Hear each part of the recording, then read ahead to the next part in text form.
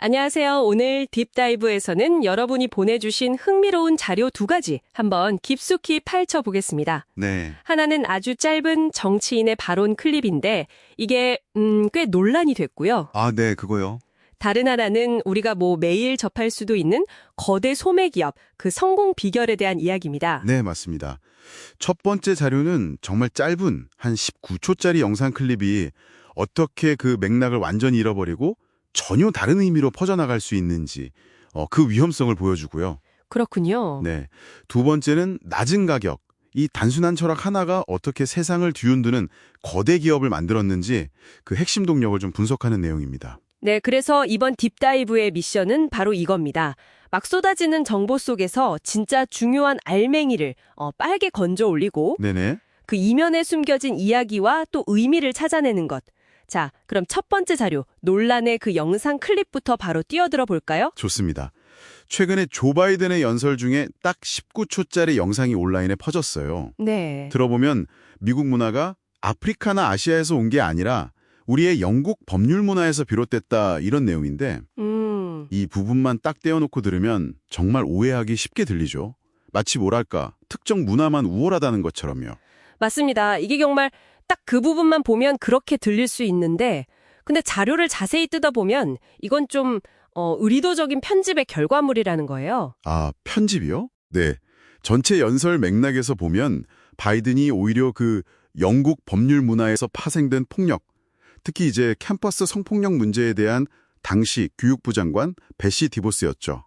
그 대처를 비판하면서 문화적인 변화가 필요하다. 이걸 촉구하고 있었다는 거죠. 그러니까 정반대의 맥락이었네요. 그렇죠. 비판하려던 대상을 오히려 칭찬하는 것처럼 보이게 딱 만들어버린 겁니다. 그런 맥락이 숨어 있었군요. 하지만 이 자료에서도 지적하는 부분이 있어요. 네, 어떤 거죠? 맥락을 안다고 해도 이 표현 자체가 좀 문제가 있다는 거죠. 마치 그 비백인 문화에는 폭력이 그냥 내재된 것처럼 들릴 위험이 있다. 이런 지적이에요. 끔찍한 표현이라는 비판까지 나오더라고요. 네, 정확합니다. 그 지적도 일리가 있어요.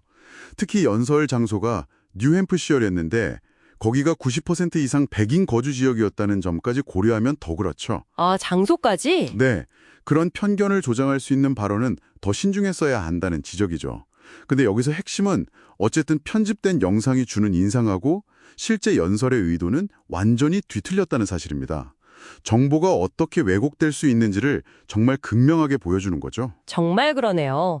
이 자료를 보면 익명의 트위터 계정에 올린 이 클립이 유독 빠르게 확산됐다는 점, 리트윗 2.4K에 좋아요가 5.7K 이상. 와, 엄청나네요. 네, 여기에 주목하는데요. 이게 2016년 대선 때 봤던 그런 가짜 뉴스나 조작 컨텐츠 문제, 이걸 다시 떠올리게 한다는 거죠. 역시 정보의 진위를 확인하려면 전체 맥락을 보는 게 필수적이네요. 맞습니다. 맥락이 정말 중요해요. 자, 이번엔 좀 분위기를 바꿔서 이 디지털 정보의 함정에서 벗어나서 현실 세계의 거인 월마트 이야기로 넘어가 보죠. 네, 월마트요. 창립자 샘 월튼의 철학. 정말 단순했죠? 무조건 경쟁사보다 싸게 팔아라. 바로 그 단순함. 근데 그게 월마트를 세계 최대 기업으로 만들었습니다. 자료에 나온 게 2006년 회계연도 기준인데 그때 수치를 보면 정말 입이 떡 벌어져요. 어느 정도였는데요? 고용 인원이 160만 명? 이게 당시 미국 39번째 주인 아이다호 인구 전체보다 많은 숫자였어요. 와, 주 하나 인구보다요? 예. 매출은 3,124억 달러, 당시 2위였던 홈디포 매출이 8,100억 달러였으니까 거의 4배 가까이 됐죠. 매장 수도 6,200개가 넘었고요. 정말 어마어마한 규모인데 비결이 뭘까요? 자료를 보면 몇 가지 핵심이 보입니다. 첫 번째가 기술 선점. 기술요? 네, 지금은 당연한 바코드 시스템 있잖아요. 그 도입을 월마트가 강력하게 밀어붙였다는군요. 이걸로 이제 재고 관리나 공급망 효율화에서 완전히 압도적인 우위를 점했고 이게 제조업체에서 소매업체로 힘의 축을 옮겨오는 결정적 계기가 됐다고 분석해요.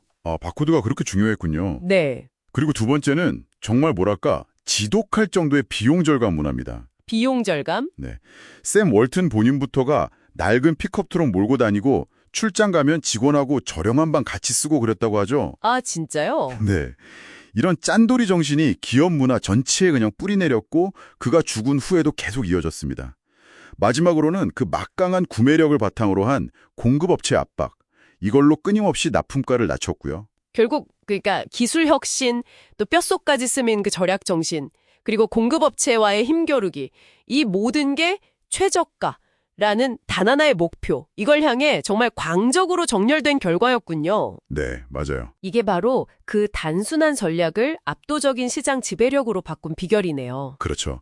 정리하자면 월마트의 성공은 단순히 전략이 좋았다기보다는 그 목표를 위해서 기업의 모든 요소를 정말 집요할 정도로 일치시킨 그 실행력, 거기에 있었다고 볼 수 있겠습니다. 오늘 딥다이브 여러분 어떠셨나요? 정모의 맥락이라는 게 얼마나 중요한지 그 바이든 클립 사례에서 봤고요. 네. 그리고 하나의 명확한 목표를 향한 집요함이 어떤 결과를 낳는지 월마트 사례에서 생생하게 보셨을 겁니다. 세상을 보는 눈이 조금 더 밝아지셨을기를 바랍니다. 마지막으로 여러분께 질문 하나 던져봅니다. 온라인에서는 맥락이 정말 쉽게 잘려나가잖아요. 그리고 기업들은 끊임없이 효율과 낮은 가격을 내세우지만 그 이면의 비용은 잘 드러나지 않죠. 네, 그렇죠. 이런 세상에서 여러분은 정보를 어떻게 분별하고 또 값싼 것의 진짜 대가는 무엇일지 고민해볼 책임이 있다고 느끼시나요? 다음 딥다이브에서 더 흥미로운 이야기로 찾아뵙겠습니다.